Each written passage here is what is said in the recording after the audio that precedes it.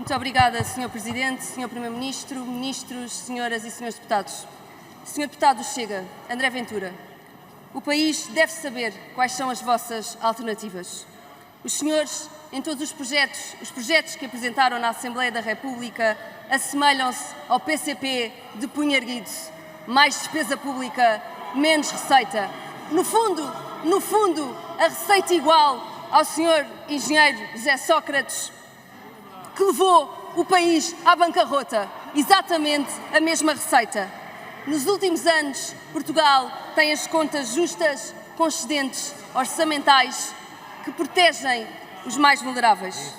Neste debate do Estado da Nação do país, Sr. Deputado, diga-nos uma coisa: prefere um país com contas justas, como tem o Governo da AD, ou vai continuar a defender um modelo de bancarrota ao estilo José Sócrates? Muito obrigada.